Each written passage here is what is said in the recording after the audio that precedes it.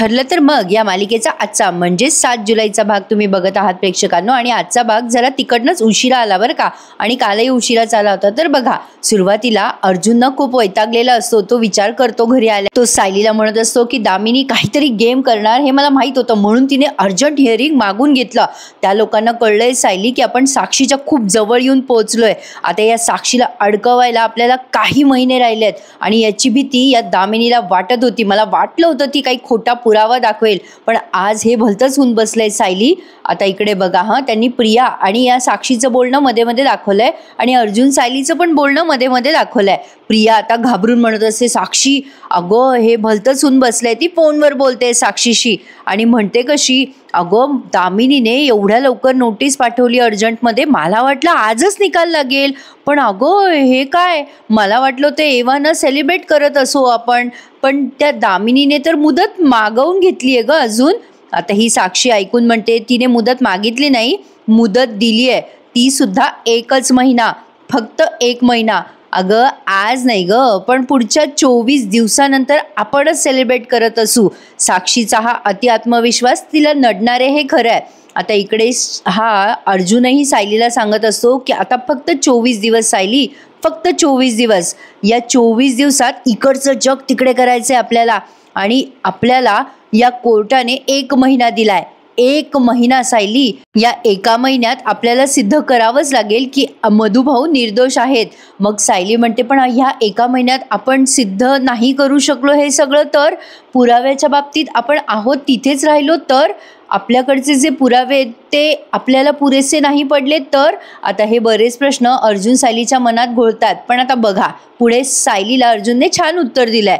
प्रिया म्हणत असते, अगं साक्षी 1 महिना आहे अर्जुनकडे, आणि या 1 महिन्यात म्हणजे या 24 दिवसात ना अर्जुन इकडचं जग तिकडे करू शकतो। आता ही साक्षी म्हणते, अगं पण मग हीच गोष्ट त्याने 2 वर्षात का नसेल केली, आजही त्याचं जग आहे तिथेच आहे ग। अगं मला नाही वाटत 1 महिन्यात तो काही चमत्कार करेल। आता ही प्रिया म्हणते, बाई साक्षी तो काय करेल हे नाही माहिती, पण तो चमत्कार करेल हे मात्र नक्की आहे। अगं मला तर अशी फिलिंग यायला लागली आहे ग की तो एकामागोमाग एक असे पुरावे शोधेल, आणि साक्षी त्याचा पुराव्याचा स्पीड जर वाढला ना तर त्या 24 दिवसात आपण जेलमध्ये असू। आता इकडे अर्जुन एक्झॅक्टली सायलीला तेच म्हणत असतो, सायली आय प्रॉमिस यू, या 24 दिवसात साक्षी जेलमध्ये असेल हे नक्की। आपल्याला आता आपला स्पीड वाढवावा लागेल। सायली म्हणते, आपल्याला जमेल तेवढे प्रयत्न आपण करतोय आहो। या प्रियाने साक्षीकडून साक्ष नसती दिली ना तर एव्हाना आपण या साक्षीला जेलमध्ये टाकलं असतं।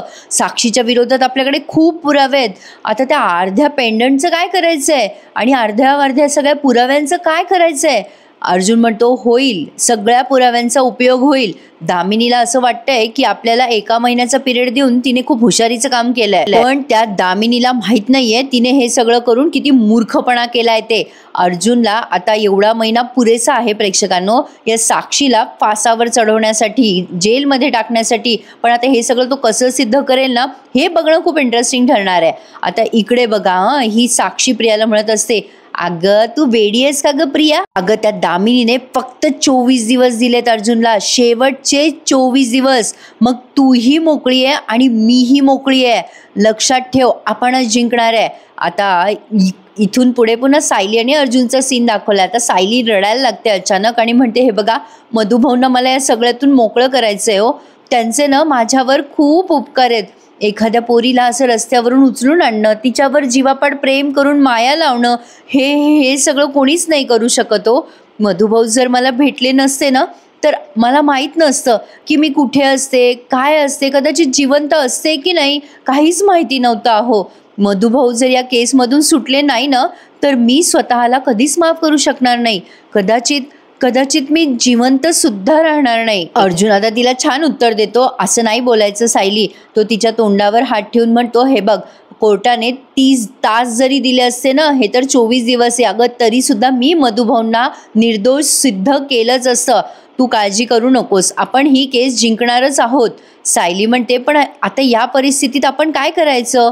अर्जुन म्हणतो, आता पुढची तारीख लवकरात लवकर घेऊ, पुराव्याची जी चेन आपण तयार करतोय ना ती पूर्ण नाही झाली आहे, पण तरीसुद्धा जे पुरावे आपल्याकडे आहेत ते पुरावे आपण कोर्टासमोर सादर करूच. आणि सगळ्यात मोठा पुरावा म्हणजे साक्षीचं ते एस नावाचं पेंडेंट. सायली म्हणते अहो हो, पण ते सगळं सिद्ध करायला ते पेंडेंट तिने कोर्टात घालून यायला हवं, ते कसं जमवणार आहोत आपण. आता अर्जुन म्हणतो जमेल, सगळं जमेल, आता ही केस आपणच जिंकणार आहोत सायली, तू काळजी नको करूस, मी मधुभाऊंना निर्दोष सिद्ध करणारच आहे. हे मी फक्त बोलून नाही दाखवत आहे सायली, करून दाखवणार. आणि हो प्रेक्षकांनो, अर्जुन हे सगळं करून दाखवणारच आहे. मालिकेचा एक BTS रिलीज झालाय, तुम्ही बघितला आहे की नाही माहित नाही मला, पण त्यामध्ये साक्षी पेंडंट घालून आली आहे कोर्टामध्ये आणि बरंच रंगवलं आहे तिथे कोर्ट सीन. मजा येणार आहे पुढचे एपिसोड बघायला प्रेक्षकांनो, प्लीज स्किप करू नका. ज्यांनी चॅनल नसेल सबस्क्राईब केले त्यांनी चॅनलला नक्की सबस्क्राईब करा. प्रिया आता साक्षी म्हणून पुढे बोलणार, तेवढ्यात तिथे अश्विन आलाय. मग प्रिया लगेच फोन कट करते, मी ठेवते फोन. आता अश्विन म्हणतो तू साक्षीशी बोलत होतीस ना. तर आता प्रिया घाबरते आणि म्हणते साक्षी नाही रे अश्विन नाही. अरे अश्विन म्हणतो तुझी मैत्रीण म्हणजे साक्षी शिखरेच आहे ना. आता प्रिया घाबरते आणि म्हणते नाही रे, अरे अश्विन साक्षी म्हणजे काय, साक्षी शिखरेच नाही आहे जगात. अरे माझ्या कॉलेजमधल्या एका मैत्रिणीशी बोलत होते, साक्षी परांजपे नावाच्या मैत्रिणीशी, आणि साक्षी शिखरे नव्हते ती. आता लगेच अश्विन म्हणतो खरंच तू खरं बोलतेस. याच्या डोळ्यावर हिच्या प्रेमाची पट्टी आहे प्रेक्षकांनो, त्यामुळे कशावरही विश्वास ठेवतो. आता बघा त्याने असं बोलल्यावर लगे प्रिया त्याला गोड गोड बोलून जवळ घेते आणि म्हणते असं काय करतो अश्विन, मी तुला खोटं बोलेल का, आणि असं काय चिडतो रे, माझा मूड ऑफ होतो ना रे मग. आणि त्याच्या जवळ जाऊन म्हणते माझा मूड ठीक करणं तुझ्या हातात आहे ना अश्विन. मग अश्विनही लाडात येतो आणि म्हणतो हो का, आणि लगेच विषय बदलतो. आणि ही सुद्धा म्हणजे आपलं सगळं सारवासारव करायची इतकं कोणी येडं नसतं बरं का प्रेक्षकांनो, काही पण दाखवतात मालिकेत. आता हा प्रसंग ना मला खूप छान वाटला बघा. सायली आता पहाटे पहाटे अर्जुनला झोपलेलं बघते, आता ही उठलेली असते बरं का.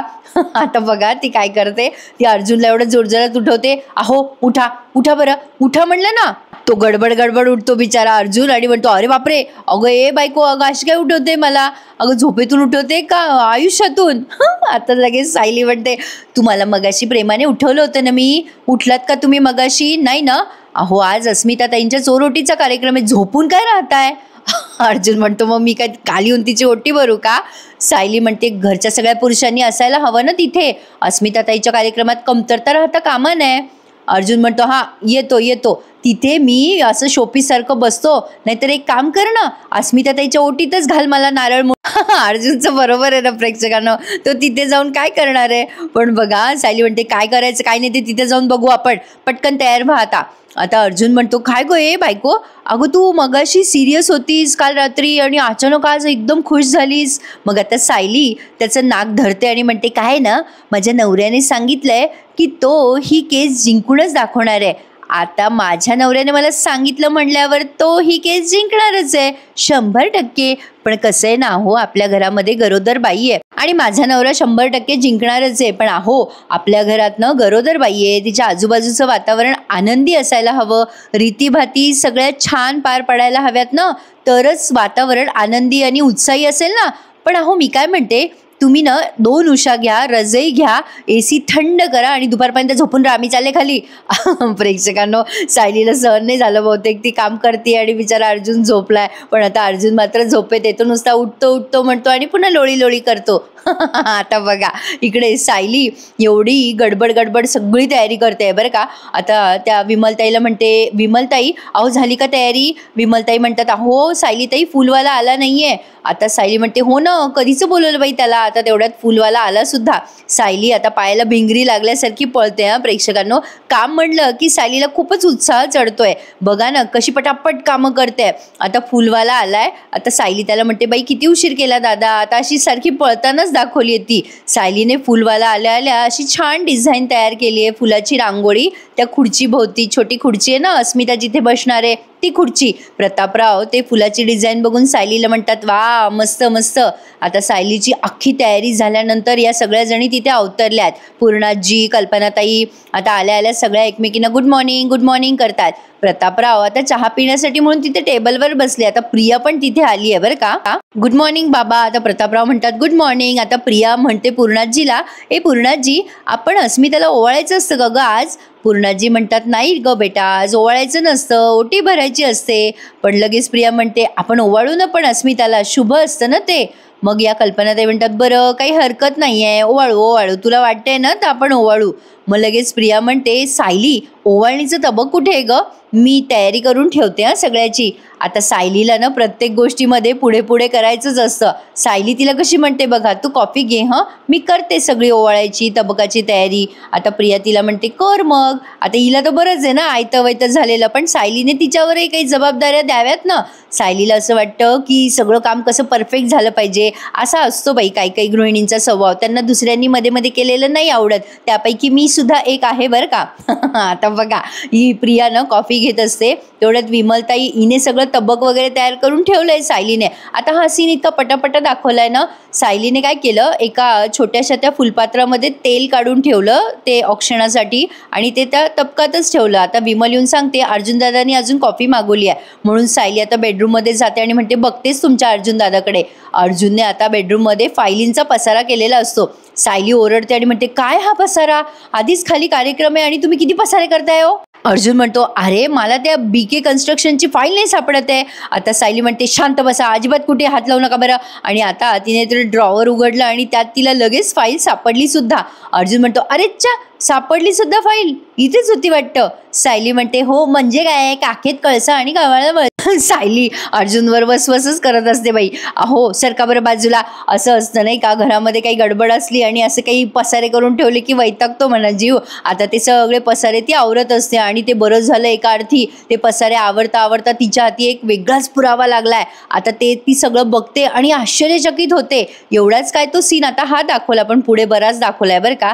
काय मोठा पुरावा सापडलाय ना तो बघा प्रेक्षकांनो. आता बघा या प्रतिमा आत्या आल्यावर प्रतिमा आत्याचं स्वागत होतंय, या या या प्रतिमा या. आता प्रतापराव पण असं म्हणतात या, बरं झालं आल्या दोघी जणी, तुमचीच वाट बघतोय. आता पूर्णाजी आल्या म्हणतात बाई प्रतिमा अगं तुझी तब्येत कशी आहे ग. प्रतिमा त्या म्हणतात पूर्णाई बरी आहे मी आता. पूर्णाजी म्हणतात बाई त्या दिवशी तुला बरं नव्हतं, रात्री सगळे आले तुझ्या घरी आणि मला कोणी सांगितलं पण नाही, मला दुसऱ्या दिवशी कळलं ग. प्रतिमा त्या म्हणतात बरं झालं मग तुम्ही त्या दिवशी अर्ध्या रात्री नाही आल्या उठून. मग आता लगेच प्रतापराव म्हणतात पूर्णाई आम्ही होतो ना ग तिथे. आता लगेच या सुमनताई म्हणत असतात बरं का, हो पूर्णाई अश्विन आणि हे दोघे जागेच होते रात्रभर, पण तन्वी तेवढी. आता लगेच प्रिया म्हणते बस ग सुमन काकी काय बडबड करतेस, बस बस. आता लगेच तिला बसवलंय सुमनला खुर्चीवर त्या प्रियाने, मुद्दाम बोलू दिलं नाही बरं का. आता प्रतापरावांना फोन आलाय म्हणून ते बाजूला जाऊन बोलतात. हा सीन जरा लांबून घेतला त्यांनी खूप प्रेक्षकांनो. तर बघा आता प्रतापराव बाजूला गेल्यानंतर आता नुसतं इथे म्युझिक वाजवलंय, म्हणजे या कल्पनाताई प्रतिमा आत्या सुमन पूर्णाजी सगळ्या बोलण्यात गुंग झाल्यात आणि एवढ्या गुंग झाल्यात की प्रिया काय आगाऊपणा करते हे त्यांना कळलंच नाहीये.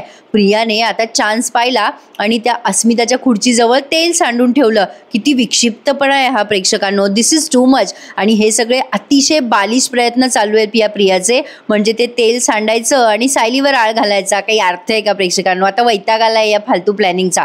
तर पुढे बघा आता या सायलीला काय पुरावा सापडला. सायली आता अर्जुनला ते सगळे कागद दाखवते आणि म्हणते अहो हे जरा बघा बरं काय आहे हे, लोकेशन रिपोर्ट दिसत आहेत ना. अर्जुन म्हणतो अगं हो ते खांडेकर केसमधले लोकेशन रिपोर्ट आहेत.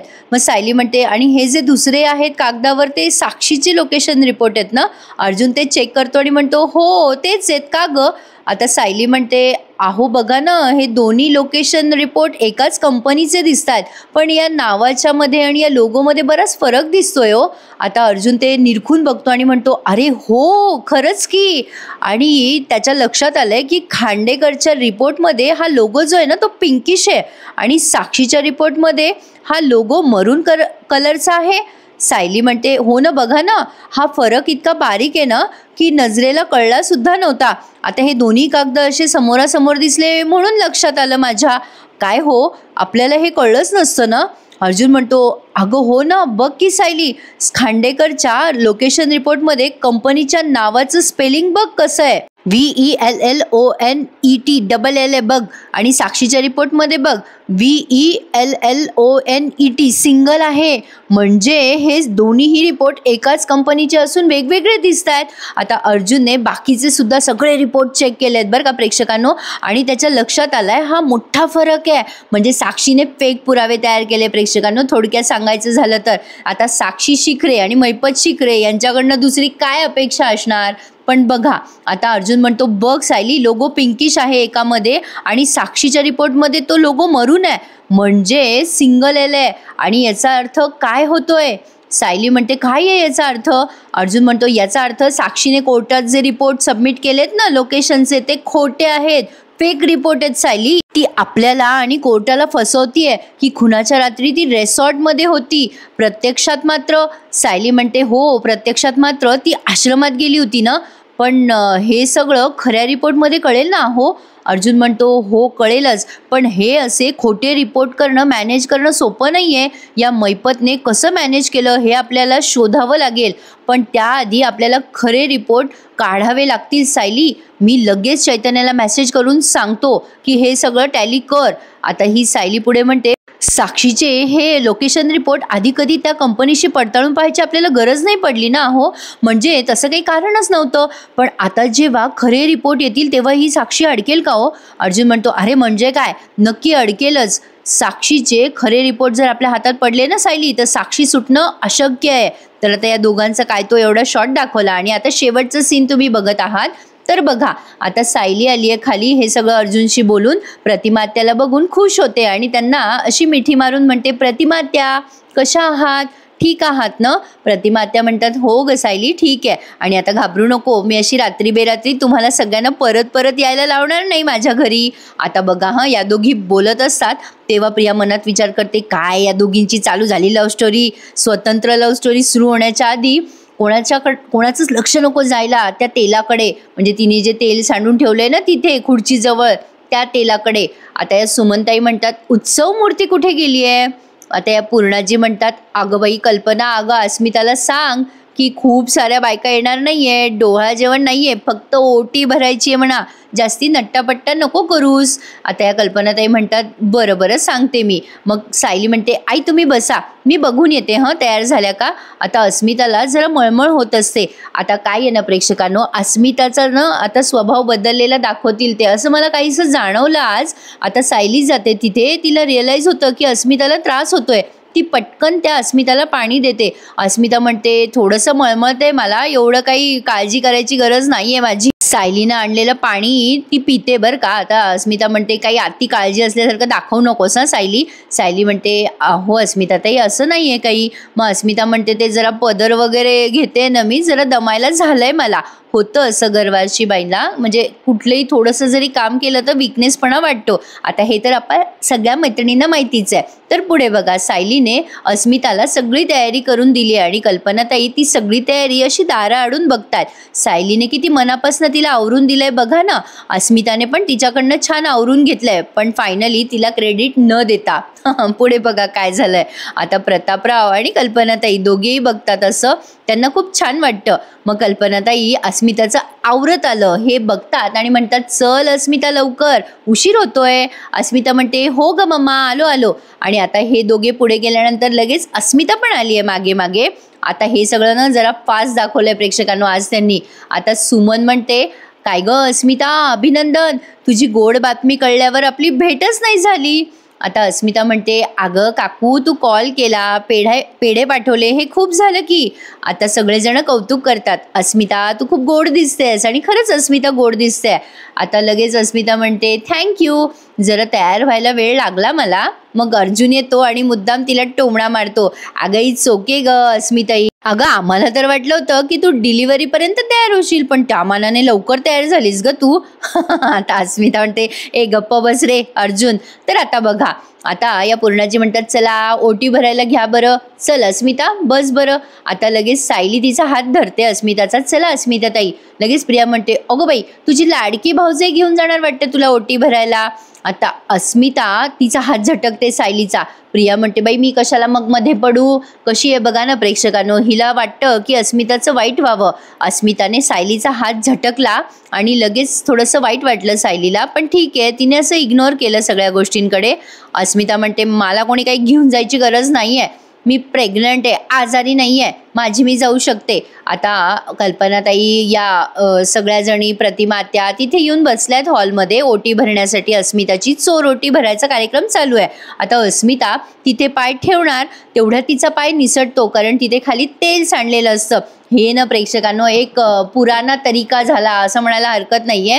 काहीतरी बालिश प्रयत्न आहे. खरं तर एवढी मोठी मालिका आहे आणि आपल्याला खूप अपेक्षा आहे मालिकेकडनं, तर अपेक्षा करूयात की आता काहीतरी मोठं आणि हॅपनिंग दाखवतील. अस्मिता पडत असते तेव्हा सायलीनेच तिला सावरलंय आणि सावरल्या एपिसोड त्यांनी इथेच संपवून टाकलाय. आता सगळेजण घाबरतात अस्मिता पडते की काय म्हणून आणि एपिसोड संपला. आता पुढच्या भागात आपल्याला दिसणार आहे प्रिया उगाचच फालतूसारखा कांगावा करायला लागते की सायलीनेच तेल सांडलं मुद्दाम, तिनेच सगळी तयारी केली होती. काय गं सायली, तुला वाटतं ना अस्मिताचं बाळ जावं म्हणून. सायली रडत असते आणि म्हणत असते नाही हो आई, मी सगळी तयारी चांगली केली होती. मग प्रिया म्हणते खोटं बोलून सगळ्यांना गुंडाळू नकोस, तुझ्यामुळे अस्मिताचं बाळ गेलं. पण प्रतापरावांना ते सहन होत नाही आणि ते चिडतात त्या प्रियावर आणि म्हणतात गप्पा बस ग तन्वी, सायलीवरती काहीही दोष द्यायचा म्हणून काही पण आरोप करते का ग, कोणाचा असो नसो पण माझ्या सायलीवर पूर्ण विश्वास आहे. अशी प्रतापरावांनी खमकी बाजू घेतली आहे सायलीची सगळ्यांच्या समोर. आणि प्रेक्षकांनो छान दाखवलाय हा सीन त्यांनी, यात काही नाव ठेवण्यासारखं नाहीये. तर असा होता हा आजचा ठरलं तर मग या मालिकेचा पूर्ण एपिसोड रिव्ह्यू. कसा वाटला तुम्हाला प्रेक्षकांनो नक्की सांगा. आणि आता येणारे भाग स्किप करू नका, खूप इंटरेस्टिंग असं दाखवणार आहे असं ऐकलंय मी. बघूयात काय काय घडतंय. तर प्रेक्षकांनो ज्यांनी चॅनल नसेल सबस्क्राईब केले त्यांनी चॅनलला सबस्क्राईब करा आणि आपले सगळे रिव्ह्यूज एन्जॉय करा. ठरलं तर मग भेटूयात उद्या पुन्हा एकदा. तोपर्यंत टेक केअर, धन्यवाद.